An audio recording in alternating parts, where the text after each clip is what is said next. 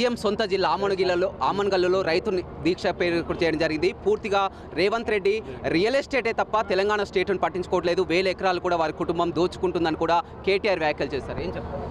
అంటే ఒక రోజేమో రియల్ ఎస్టేట్ని పట్టించుకోలేదంటారు, ఒక రోజేమో రైతులను పట్టించుకోలేదంటారు. అంటే అధికారం పోయిన తర్వాతనే కేటీఆర్కు మైండ్ దొబ్బి రకరకాలుగా మాట్లాడుతూ ఉండ్రు.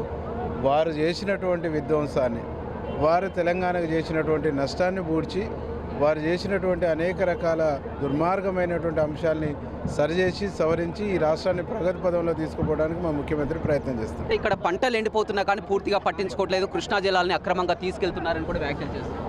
కృష్ణా జలాల్ని అక్రమంగా తీసుకుపోయే ప్రయత్నం వాళ్ళు చేసిర్రు, ఎన్నికలకు వాడుకునే ప్రయత్నం వాళ్ళు చేసిర్రు. ఎన్నికలకు ముందు సాగర్ గేట్లు ఎత్తి ఒక దుర్మార్గమైనటువంటి కుట్ర చేసిర్రు.